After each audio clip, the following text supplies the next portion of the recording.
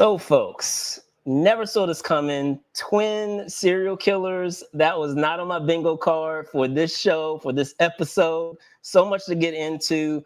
We have a terrific guest joining us to discuss it. All of that and more on Tonight's the Night, the unofficial Dexter Resurrection podcast. Stay tuned.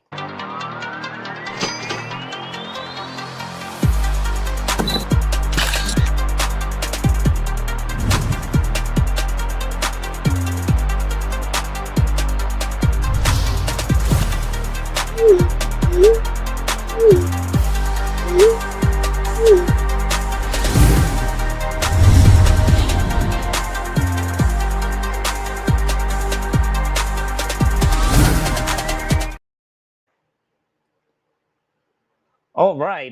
Good evening to those of you on the East Coast. Good evening also to those of you on the West Coast. Welcome, as I mentioned before, to Tonight's the Night, the unofficial Dexter Resurrection podcast, the show in which you, dark passengers, travel down the rabbit hole that is the world of one Dexter Morgan. I'm your host, Brandon Choi, and the subject of today's show is episode 6, titled Cats and Mouse. As mentioned in prior weeks, just to give you a heads up, the way things go is that I give you guys a brief recap. And after I do the brief recap, of course, I'm going to introduce our guests for this week. And once they are introduced, we're going to, go into some themes, some analysis of the episode, as well as some theories. And then we'll wrap it up, of course, with our review or our final thoughts. So with that out of the way, I just wanted to give you guys just preface this that for those of you that are watching live, thank you guys so much. Really do appreciate it. If you aren't watching it live and you're watching it after the fact, just know that it will be timestamped. So at your leisure, you'll be able to skip forward to and from throughout this episode on whatever part that, you so desire to do.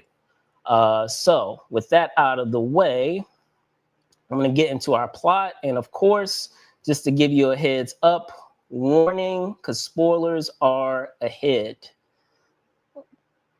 Second, while I get this up here.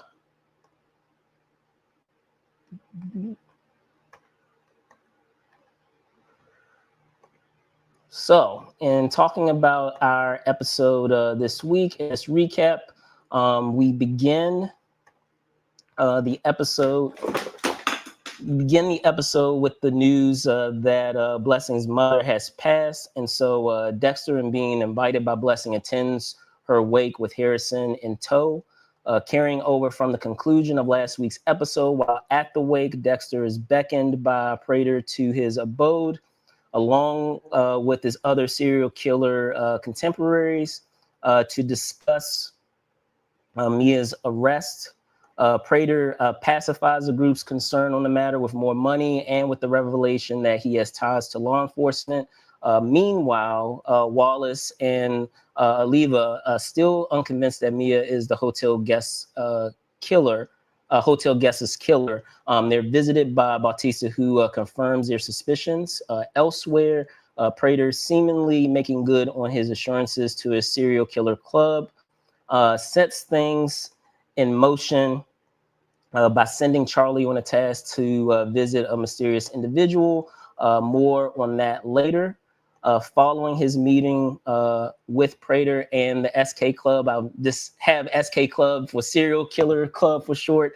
But yes, following his meeting with Prater and the SK Club, Dex stalks the Gemini killer in the hopes of taking him off the board, and in doing so, observes an unusual routine that he engages in at a bookstore that involves leaving a drop message. More on this later. Meanwhile, Harrison, again finding himself on babysitting duty for Elsa, his friend from work. He learns more about the plight of her living conditions, conditions that affect the health of her son. However, because of her struggles paying the rent, she tries not to make waves on a matter to her landlord. Elsewhere, Dex is confronted by the Gemini killer, who is waiting for him at his place, revealing that he saw Dex getting the drop message. Thinking quickly on his feet, Dex puts Gemini at ease by pretending to be a fan, which provides him the window to take him out. while on babysitting duty, Harrison is confronted by his coworker, Elsa's landlord, who is demanding rent, which nearly ends violently. Back at Dexter's place, Blessing opens up to him about his violent past growing up. And the next day, Dexter meets up with Harrison, who opens up about his nearly violent interaction with his coworker's landlord. And so Dexter, tries to act as a means of support to put him at ease. Elsewhere, back at the prison, housing Mia, aka Lady of Vengeance, Wallace, Aliva, and Bautista arrive to question her about Dexter, only to find that she took her own life. However, in seeing the mysterious gentleman who Charlie visited earlier and brought money to earlier in the episode that I had mentioned earlier, it soon becomes clear, of course, unbeknownst to the detectives here, that he is an employee of the prison who was paid to take out Mia on the behest of Mr. Prater. Following his meeting with his son, Dexter is once again beckoned by Charlie to meet with Prater, who is assembling his SK Club for a helicopter ride. The episode closes as Prater, oblivious to the fact that Dexter had killed the Gemini killer earlier, waits for Gemini to arrive before taking off. And the episode closes with the reveal that the Gemini killer is alive, and come to find out that there isn't one Gemini killer, but in fact 2 Gemini killers, bringing the revelation that our Gemini killers are in fact twins. And that brings us to our credits. So now I want to get into the introduction of our said guest this week. Our guest carries multiple hats as a writer, as a producer, as a filmmaker. If that weren't enough, he is also a geek pundit like myself as the host of the BURNETTWORK. It is my pleasure to welcome back to the show, Mr. Robert Meyer Burnett. Let me bring him on now. Robert, hello. How are you? I am great. It's great to see you again. Good to be here back on the show. Well, I haven't been on this show before, but because you're only doing it's only, what is it, season 10 now? Right. Indeed. But great to have you back. And just to hit the ground running and talking about some of the themes, and I'll start first with the first thing that came to mind for me, and maybe if there were some other ones that came to mind for you, feel free to share. But in thinking about this episode, just from the beginning, one thing that comes to mind immediately is the idea of mortality and legacy, based off of what we had transpire with with Blessing's mother, and just that idea of, it seems repeatedly throughout this season thus far, but particularly in this episode, just that idea of the fact that you're not going to be around, may not be around forever, and what are you leaving behind, for the loved ones that you have. So any thoughts on that? Well, I really like what they're doing with Harrison and our boy, how that relationship has developed. It's interesting because this season has sort of pushed more into fantasy land, in the sense that, you're going to serial killer parties, and of course you're now a new location in New York City, and I think it's I think you kind of have to go in that direction with Dexter. You've got to make it get bigger, and have more, rather than just spend a whole season going after one serial killer. Now we have a potpourri of serial predators and right. and their fans. Yeah. And I think that, one, I find it pretty entertaining, I have to say, although I don't know why you had to get rid of Kristen Ritter. That was sad. Yes. I was a big fan of Mia, big fan of Kristen Ritter. But I like the idea. I mean, this idea that there's people that are fans of serial killers, and that's been something that we've seen To me, what's interesting about when I was a kid, and the first serial killer novel I read was Red Dragon, which became Manhunter, and Of then course. Red Yeah. Dragon, and then it led me into reading another series of books. One of my favorite series of books out of Canada that is about the Special X division of the Royal Canadian Mounted Police. There is no Special X division of the Royal Canadian Mounted Police, but in these books there are, and they combined Canadian history with psychopathic serial killers. And so I became a huge fan of the genre. And obviously Thomas Harris's books, Manhunter was the first film, then Silence of the Lambs, then Hannibal, and then they did Red Dragon again and Hannibal Rising. But then there's been all of these shows, and Dexter, I think, was by far one of the best of, and this idea that he might be a serial killer, but he's using his dark passenger inclinations to get rid of other killers. Yeah. So he's actually doing, in a way, the Lord's work, and we like him. And I think that there in all, like I think the granddaddy of all horror shows was Brian Fuller's Hannibal TV series, which I think is one of the finest horror shows of all time. But this season of Dexter has been pushing further, the idea that there's all these serial killers that, we'll party together. We'll hang out with our biggest fan in his mansion and all of that, which I'm finding to be, against my better judgment, wildly entertaining. Yeah, for sure. And I love the fact that, like, I can't help but think, when I think about the Gemini Killer, I think about Exorcist 3, because they had the Gemini Killer, and it never. I mean, if you're really thinking about from the Zodiac, Gemini, what that all means, I did not see the reveal of David Dismalchin's character having a twin. And that to me, that is like the most outlandish soap opera ridiculousness ever. Yes, but he is the Gemini. Awesome. Yeah. But being the Gemini, we should have come to expect something like that. And so that's why normally I'd be like, get out of town. If it was any other serial killer name, I would have laughed. I would have said, it would have lost me. But because he's flat out saying, I'm the Gemini Killer, there's two of me, I was like, of course.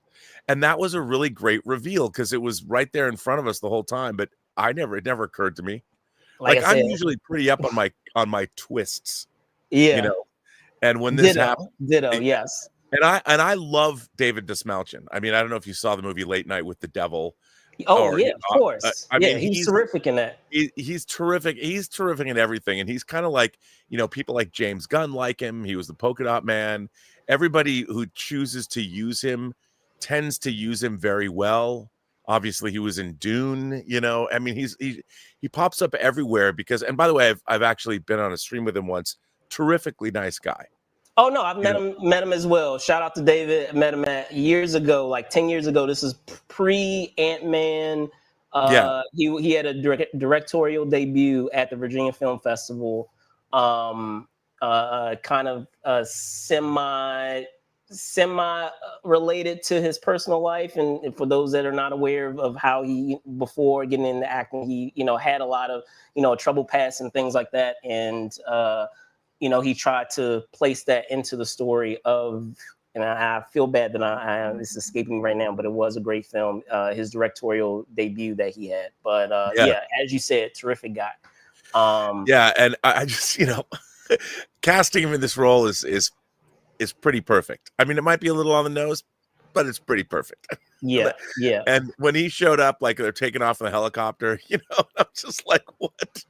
But I want to say, speaking of that, just that twist of them being twins, I feel like that's a great segue into another thing that seemed to pop up in this episode, and that's the idea of, I mean, it's been prevalent throughout Dexter, but I want to say specifically in this episode is the idea of duality, and how, we have different aspects to ourselves, whether it's figuratively or how they showed it literally. I mean, figuratively, we have that example that Blessing gives of what he was taught from his mother about the idea of keeping the darkness separate from from yourself and not bringing it into your home. And so having those two sides of ourselves, and then even just literally of just now, and talking about the Gemini twins and that revelation, and getting some more insight as to why they operate the way that they do, with having folks paired together in terms of who their victims are in pairs, because they want to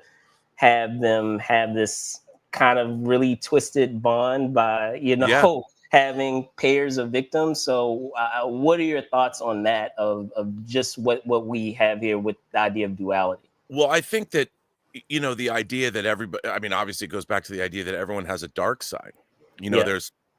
There's our face that we show to the world, and then what's going on in our heads. And I think that the question of duality in literature and in storytelling has always been so fascinating, because I think we as the audience can understand that, because in a way, we tend to act differently, like we act differently when we're in a professional situation. We put on our professional face. We're different around our moms. We're different around our friends, so I think all people have an innate understanding of duality.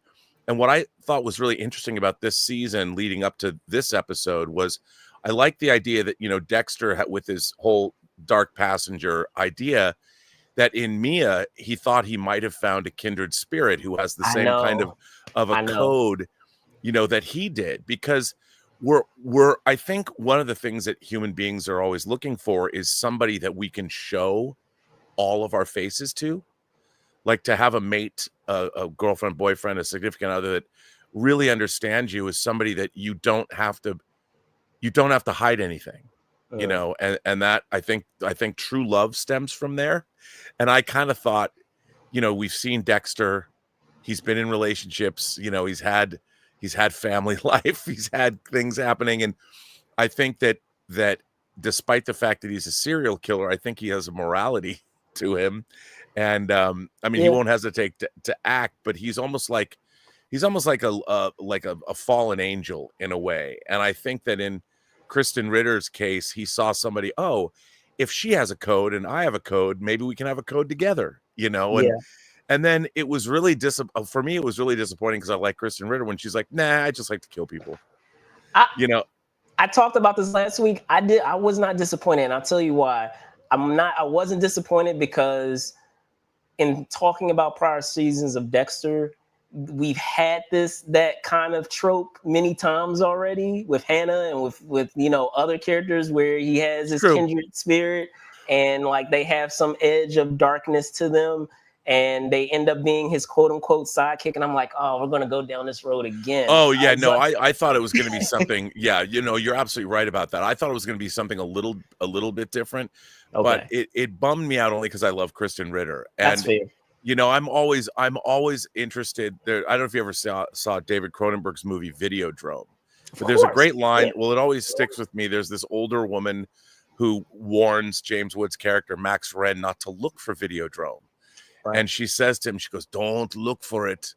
It's dangerous because it has a philosophy, and that's when Kristen Ritter doesn't have I don't like it when villains don't have a philosophy, and she's like, nah, I'm just a killer. And I was like, damn, it made me, it's like when you find out that, this girl you're really interested in just isn't as great as you thought she was. And you're like, oh man. And that kind of bummed me out about her. So, but it was okay, because that's why I could not care about her when she was no longer with us, even though I still miss her. But fair. Duality is been in this show since the very beginning. I mean, Dexter has been leading a double life the whole time, and it's always explored. And I think that's kind of baked into. I mean, I'm a big true crime fan. I've always been fascinated by real life serial killers. I come from. It's really, I found this out this week, actually. I went to a high school called Mercer Island High School in Seattle, and a woman that graduated from my high school in 1979, she's a Pulitzer Prize winning reporter, and she wrote a book about why there are so many serial killers that come from the Seattle area. Oh my God. And yeah, swear to God, this is this week. She says, like, in Tacoma, which is another big city that's about 45 minutes away from Seattle, they had these smelting plants. And, you know, we always just make fun of Tacoma because the way it smelled, because there were paper plants and stuff. And it turns out that she has a theory that there's like hard metals that have seeped into because of pollution. Yeah. And those kinds of hard metals and lead poisoning can actually get into your system. And she's like, that's why we had the Green River Killer. That's why we have Ted Bundy. And Oh, I'm wow. like, I was like, wow, I'm glad where I'm from, we didn't have that hard metal poisoning. But I'm like, yeah, I know, I understand. I'm happy now to be from the Pacific Northwest. But I gotta read this book. And I just thought that was interesting. You asked me to be on the show, and I was catching up with Dexter, and I'm like, then I heard it. She was on Joe Rogan's podcast this week. Okay. Or I guess it was last week. Check And it was really fascinating. But I think duality is a part of that, because obviously serial predators, it's baked in that they have to be able to play. They have to be able to play a side. Yeah. Multiple faces. It's part of, and I've always been curious how people learn to do that. You know, you think about people like Jeffrey Dahmer, who had, like, he was clearly insane from the time he was young, but he had to learn how to go into like a bar and pick a dude up to be able to take him home to do the horrible things that he would do. And I'm always curious, like, how do people that are inclined to commit, how do serial predators learn how to function in real life? You know, that's like a diabolical skill that they have to master if they can feed those dark desires. And so duality is very much a part of all of that. And I think this show's always dealt with it in a really interesting way. And now we get to see, the idea of I wish that we could have seen, maybe there'll be a flashback where we watch and see how the Gemini killers, what was their work methodology? Yeah. You know, I wanted to, like, how does that work? Like, what a crazy, I've always liked, like Natural Born Killers, Mickey and Mallory, and watching what they do. And the idea of two serial predators, I've always loved that idea. So maybe we'll get a flashback and see how it works. For sure. And speaking of that, you brought up was it Harrison and the fact that we're seeing, probably, I feel like, more than we've ever seen with Dexter, is far more humanity. There have been times where, a lot of his actions have played off as that, and it's just how it may be perceived to the outside. But I feel like in the show where we're seeing him actually have those, starting to acquire a lot of those qualities. Because one thing that brings that to mind immediately for me is just in talking about what happened in episode 1 when he was in pursuit of the Dark Passenger, where he was having that dialogue with Harry, and talking about the fact that he actually was trying to save lives. And before, I feel like that just kind of came as a consequence of him, trying to feed that urge with the Dark Passenger, and not necessarily because there was just an innate, desire to do that. But with that in mind, one thing that seems to be a thing that I've noticed from the beginning of this series is, and you may feel differently, so I'd love to know your thoughts on this, is that we're kind of seeing an intersection with Dexter and with Harrison. Oh yeah. Where Dexter is ascending in terms of the amount of humanity that he's, showing. And then with Harrison, it's the opposite, where he's becoming, far colder and far more withdrawn, more like what we had with Dexter, earlier in, his development as a character. So I don't know how you feel about that. No, I think you're absolutely right. And I think that's why this show has survived as long as it has, and why it keeps coming back, so to speak, keeps getting resurrected. I know. And I think finding ways, you could play a show like this in just wasn't John Lithgow who's Trinity? right? Yes, yeah. You know, and Which they're doing I a show love on, apparently, from what what I understand. which Apparently, what they're planning on doing the show on that. So we'll see. We'll see what yeah, I comes of mean, it. I thought he was great, but you could play that trope, but it's really interesting to, you know, the I think the greatest thing when you're dealing with something, when you're dealing with horror, the very best horror is you combine it with humanity, you know, because horror is human beings. Like when you watch supernatural horror, that's one thing, but when you're watching human beings perpetrate horror and evil, what makes it even more horrific is to see glimpses of humanity within the horror. Yeah. And the thing about Dexter is, because he was given sort of a righteous mission from the beginning, the key is Harrison's going to reach probably an inflection point where is he going to go off the deep end and become one of these, you know, irredeemable predators, or is he going Right. to have a mission like Dexter? What's going to happen? Where's that going to go? And where's he going to wind up? I mean, it's interesting. It keeps the show fresh and engaging, And can make it far more tragic with that character and us knowing that history of having kind of that similar synergy of how Dexter was born, in a yep. way that, you know, what transpired with him and his mother with the Trinity Killer. So so getting into theories, I have some wild ones, and maybe I'm curious to see how wild some of yours are. But before I get into that, maybe were there some other themes, like even before I hop into theories right now, that came to mind for you that like I hadn't touched on, that you know felt was, you know, worth discussing for this episode outside of those three? No, I mean, I'd be curious to hear what wild theories you have. I mean, Okay, you so know, I mean, because I don't, you know, it's funny. I try not to anticipate. Like I have ideas, but I kind of like to be taken on a journey. Like the thing is, you know what I do when I watch, you know, there's all these like 10 episode Harlan Coben mystery adaptations that are on Netflix, yeah, and all the stuff like Dirty Little Liars or whatever, all these like Nicole Kidman's, and I'm always trying to figure out who did it. You know, I'm like, who did it? And so when I watch other shows, I try and not think like I don't want to know. I want to be, because I'm a sucker for those mystery shows just to see if I'm right. You know, it's yeah, almost this narcissistic thing. I bet I can. Elizabeth's like, why do you have to guess it in the first episode? What is it? Why do you have to tell me? And it's like, because I want you to know if I'm right, how cool I am. It's the stupidest thing in the world. But on something like Dexter, like I didn't guess that that was a great reveal at the end of this episode.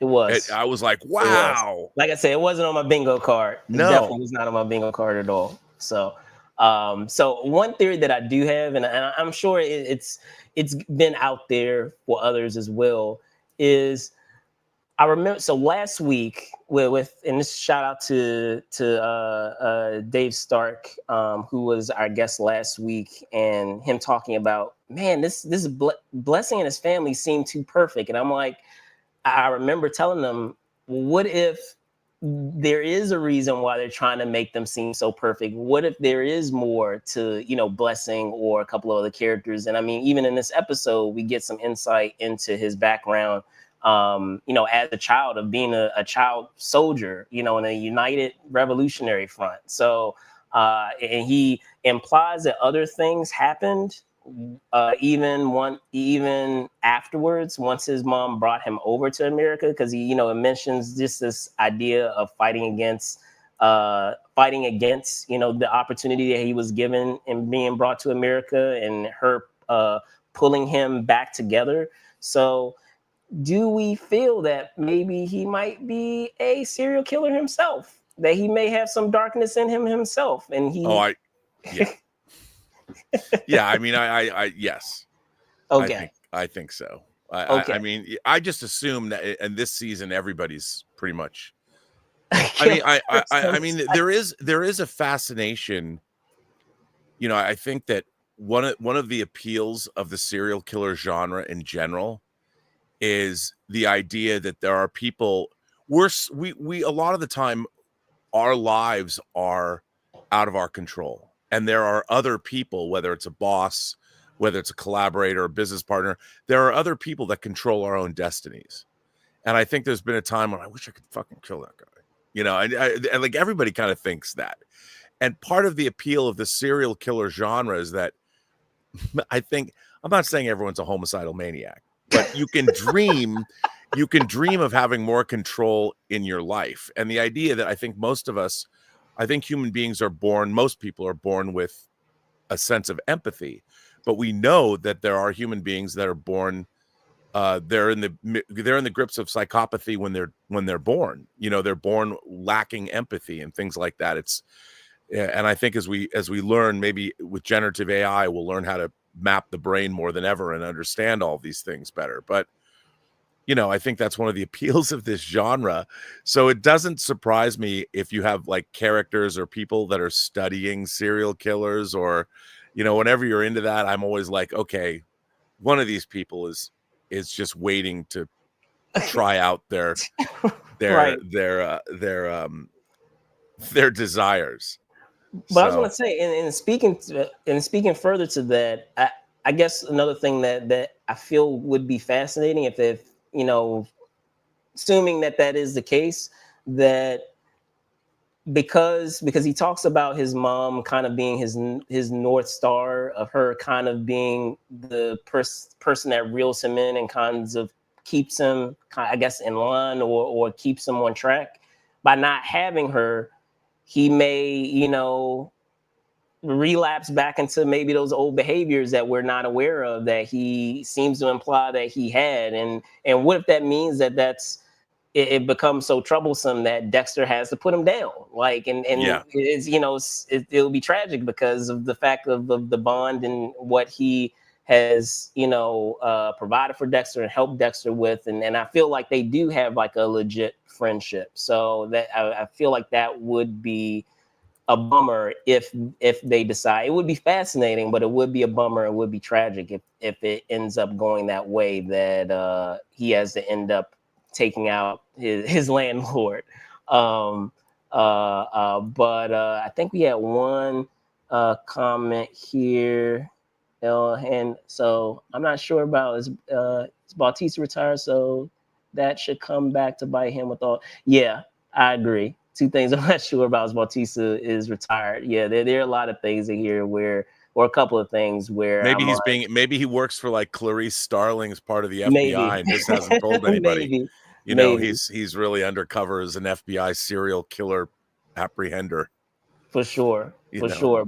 I was going to say the other thing that I had as a theory, and you probably already thought of this as well, because it's the idea that one of our detectives are in on it in some type of way. So I don't feel like it's Wallace. I actually feel like it's Oliva, more so than Wallace. You may think that it's Wallace, I'm guessing. I kind of do, and it's more funny. It's more fun if it's Oliva. You know, because the only reason why I say that is because what kind of made him suspicious is in the interaction that they had in talking about Mia and her trying to break down like all the ways in which Mia was not the culprit, but it seemed like he was trying to get her off of that sin in terms of that interaction that they were having, where he was like, well, logically it could be this, and every single time he kept having some type of, you know, contradiction to, you know, reasons that she gave. So I just feel like Wallace would be too easy because she just seems off anyway, and I feel like that's just I feel like that's just the idea of just like the trope of her just being really obsessive about her job and not necessarily that she's a killer. But I could be wrong. I mean, I think with this season, anything goes. I'm not surprised by, especially with this reveal. I mean, they're willing to go for it, or maybe they're all in on it. Could be. You know, like there's a whole group behind the group. You know, and there's a lot more fans of serial killers, and they brought all these people out, and they're all involved to see what would happen. Maybe it's like a cult. Oh wow, that would be wild. Yeah, that would be wild. Because there was remember that show with Kevin Bacon? What was it called? The Following. Yes. Was it called? Yes. you know, and I was like, where did all these people come from? You know, but I still liked it. I mean, I love the idea that but it gets improbable that you're able to get all these people together because I know it started to get out of hand in those yeah, latter seasons. I feel like that first season, the first couple of seasons, it was awesome, and then like you said, because it started to get away from itself with how extensive this network was yes. that they had. So Yeah, and even with Dexter, it was where he was, you know, it always what I've always thought was strange, or not strange, but you know, whenever you're dealing with a story, whether it's a crime thriller or you know some conspiracy, whatever it is, if there's something dark happening, I mean, obviously you can't tell stories on a global scale.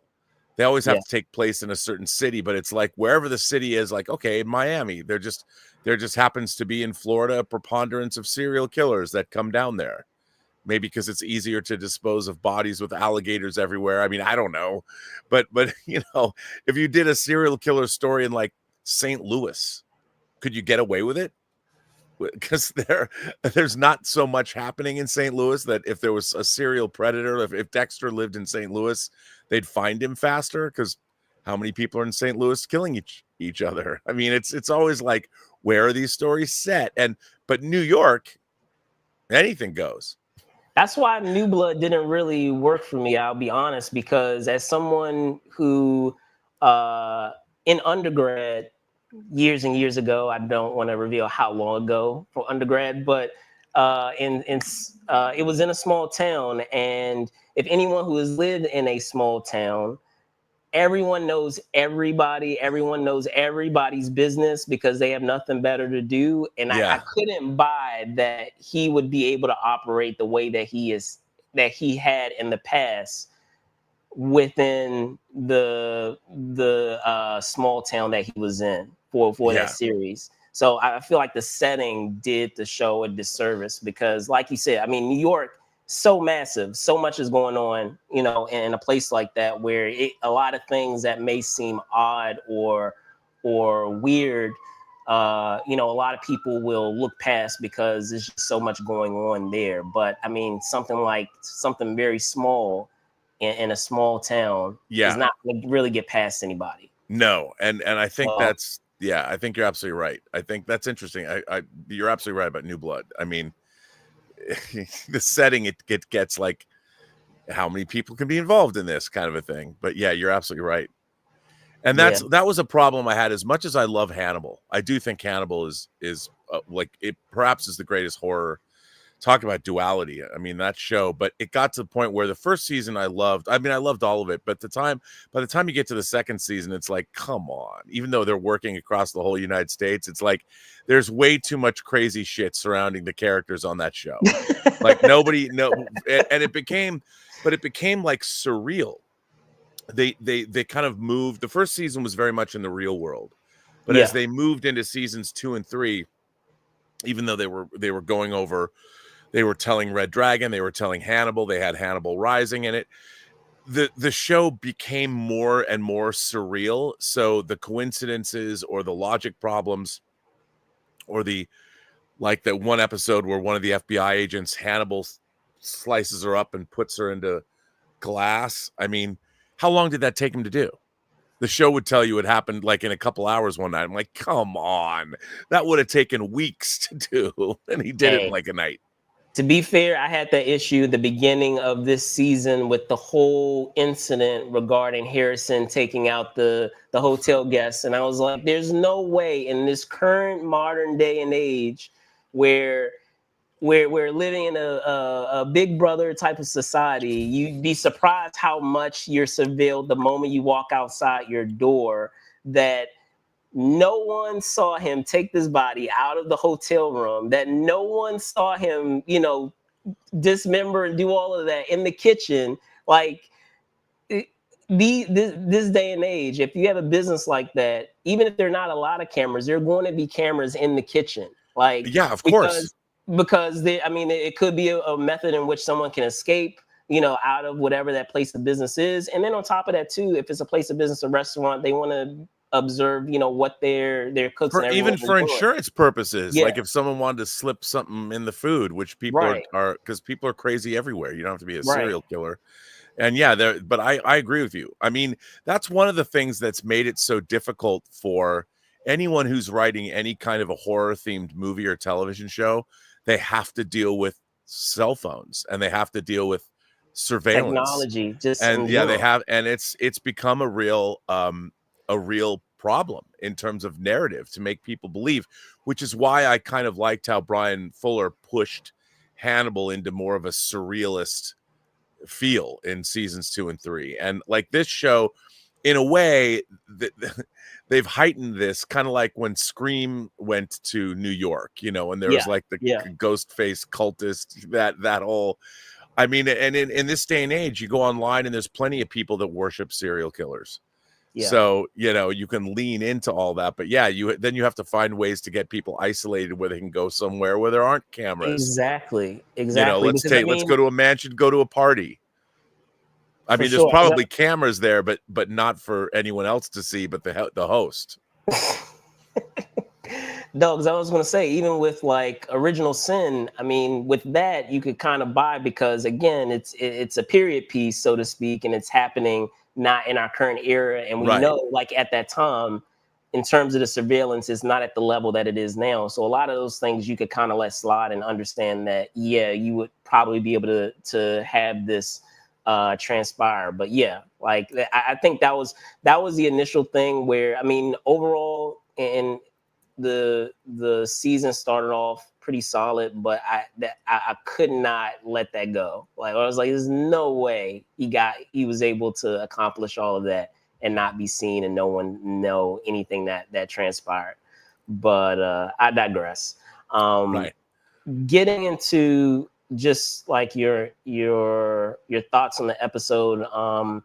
I unfortunately I tried to find slides as our way to grade our episodes, but the best I could do was microscope. So, and thinking of episode 6 with 5 being, A+, and then trickling down to 4 out of 5, 3 out of 5, what have you. Where would you place episode 6, Rob? I would give it a 4. Okay, I Because agree. a 5 has to be like, the Red Wedding on Game of Thrones. I feel like the 5 was like the assembly of all of our characters. That was a Yeah. terrific episode. Yeah, it was terrific. And it was so, I mean, that you're right. It was so much fun when you're meeting look, there's nothing better than getting a bunch of serial killers together, and you meet them all and are people then, and it was, and revealing all this stuff and meeting all these different characters and the way they act. And plus the actors were having such a good time, Yeah, yeah, and it was infectious. But yeah, I would agree with that. But still, I don't know if I would, it was definitely a great episode, but I always want to reserve the 5s for those true jaw-dropping. I mean, it was pretty jaw-dropping at the end of the episode, but it the rest of was. the I'll give them episode, that. I'll yeah, give them their flowers. but I Yeah, wouldn't, it's not a 5-star episode for me. Something has to be jaw-dropping, like, oh, I mean, that reveal was jaw-dropping, but the rest of the episode was good, but it wasn't like revelation after revelation. It didn't take a turn that I didn't, that was something that was totally surprising. The end was, yeah. sure. But yeah, but I would agree that that episode was really good too. I mean, I'm really curious to see where I think this episode, this season, it's 10 episodes. Is it 10 episodes? Yes, I believe so. Yeah. So we've only got 4 left. I would imagine the next 4 episodes are going to be pretty great.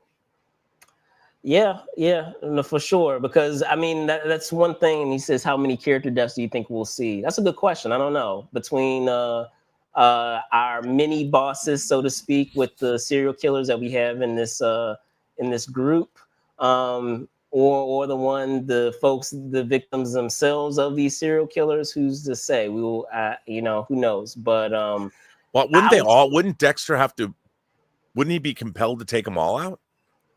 Yeah, no, I agree. He would be compelled. I think the person, our person is asking, like, just in general, specific number, like ballpark. But in terms of just initial impressions, I guess I would say similarly, 4 out of 5. It's a good episode. I do like the fact that they are moving the story along, because I feel like a lot of times with a couple of shows that I've watched recently is, in terms of the pacing, they don't really pick up until like episode 7 or 8, and then they're kind of speeding to the finish line. And I feel like with this show, they have steadily moved the story along, and they progressed it, at least in episode 6, where things are normally pretty slow. We really do have things kind of picking up where our detectives, all of them are, in assembly, teaming up with one another to go after Dexter, which, you don't really see, at this point. And I'm glad that they are taking that step. I just hope that with them taking this step, that they're able to wrap it up in a satisfying way. And I mean, is there going to be a police serial killer war battle, like the battle at the airport in Civil War and Captain America Civil War? Could be the torn apart. I mean, I could see something like that happening. And that's a good question too. Are Harrison and Dexter both alive by season's end? I think Bautista is a goner. I don't know. I don't think that they're going to be brave enough to take out Bautista. I think he may survive. I don't know. I feel like he may make it out. I'm a little shaky on Harrison though, because as we know, with anyone who is in Dexter's orbit, they have a tendency not to make it. Anyone who's been close to Dexter. And then I feel like the only reason why Harrison up to this point has not suffered from that is because he's been out of the picture for a good deal of Dexter's life. But now that he's back in there, I don't know. I think they may go the opposite way that they did with New Blood, by actually putting Dexter by himself again. Yeah, I mean, and plus you could do a tragic thing, or Harrison, or it's like a King Arthur Mordred thing, Mordred and King Arthur ends up he has to go Mordred. after him. Yeah, he really, like I said, has that descent, and he has now is chasing after him. That would be something. So what I like is there's a lot of positioning that's been happening. There's a lot of pieces on the board, and I like that. I think more so than previous seasons. There's a lot of stuff happening, and I'm curious to see where it's all going to go. And we've only got 4 episodes, so I would imagine that we're going to see a lot of shenanigans leading up to. I mean, I was going to say, that is a good point that our buddy there, El Hanjay, gave, is that whole retirement thing, like with Quinn and Masuka. I mean, I guess that would be, it's a good point. That would be an example of foreshadow. It's such a trope that you see all the time. Oh, this is my last day, or I'm about to, that something, horrible happens. One thing that I do want to bring up is that, I don't know how you feel about this. You may care less about this, Rob, but it irks me to no end with this show is, and I know this is just a stylistic choice. The flash forward that they keep doing on the show bothers me to no end. I'm like, please stop doing that. It adds nothing to the show. No, I tend to agree with you. I think that the funny thing about this is an overall impression. But first of all, I've never seen Dexter as like top tier television. It's like I would equate it with, like, I don't know if you ever watch a show called Nip Tuck.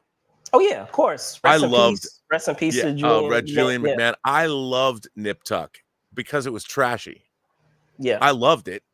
But I think that I would put Dexter on that same. I mean, Dexter's not. It's much more highbrow, I think, than Nip Tuck was not a highbrow. I was going to give it a little more credit than that. Yeah. But it is. I do think it's more of.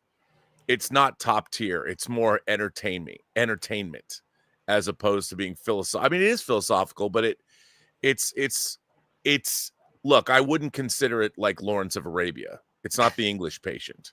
You know, it's But more along the line. I was gonna say, I guess what I'm saying is, like, just as you said, New York is a great place to have the Dexter universe take place in.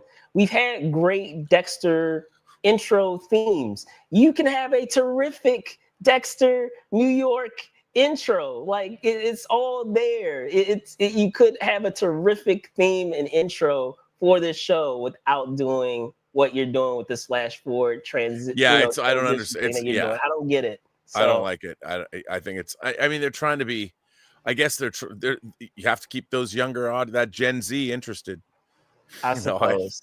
I don't know, but I don't think it's not necessary For sure. Unless there's a reason for it that they haven't revealed until maybe there's something they're going to do with it. I don't know. I thought that, but in looking back before I started this show, they did the same thing in New Blood too. Yeah, I know. Like, they did that same exact thing, and I was like, why are they doing this? Like, they never did this on any Dexter show. And then after rewatching that show before starting this show, I was like, okay, they were doing it on this too. I just forgotten that it irritated me from this prior show that you guys had. But with that, I know it's late.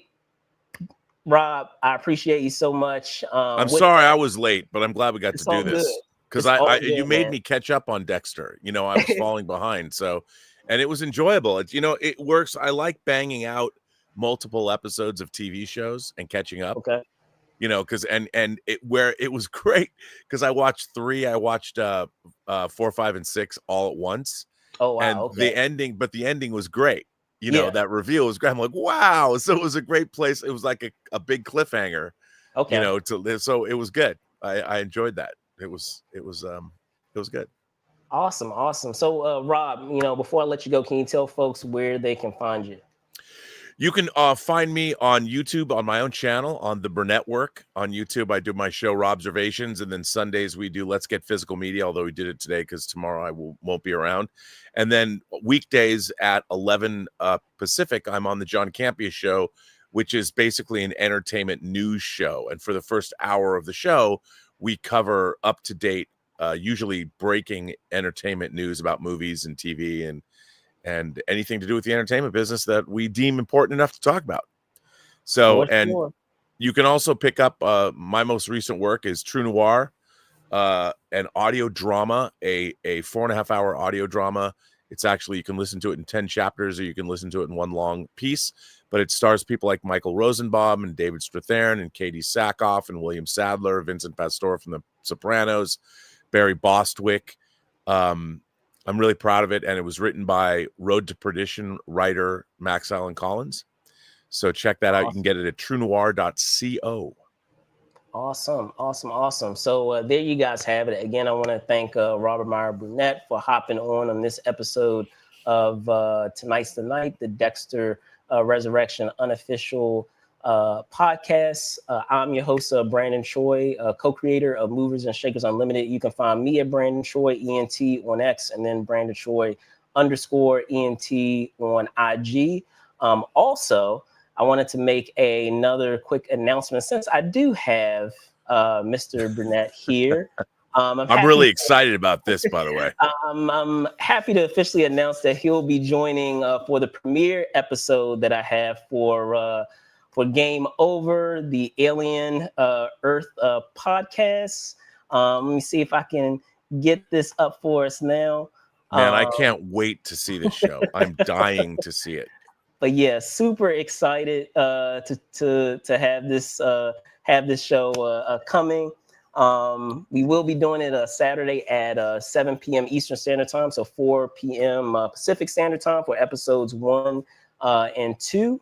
And then lastly, I just wanted to give a shout out to my Patreon supporters. Since you guys keep the lights on, I very much appreciate it.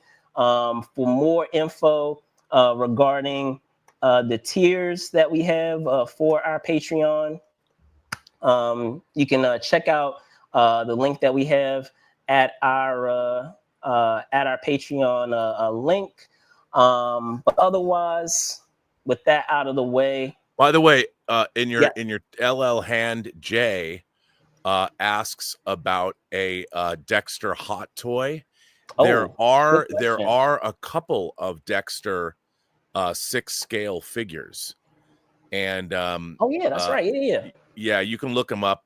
There's like, I think there's 2 different ones, but they do exist. They're not made by Hot Toys. I don't know what company they're made by. I forget, but you can find them, and they're pretty great actually. The likeness is really good. And they come with the one where he's in the pink shirt. He comes with a lot of accessories, and it's really great. So you can find that. I'm trying to find who makes it, but yeah, you can find it. You might have to look on eBay if you want one, but it's a great figure. All right, So cool. yeah. Well, there you guys have it. Thank you all of you guys that were, hopping on for this for the show live. And till next time, see you guys next week. Cannot wait to talk Alien. Cannot wait. I am so excited. See you guys.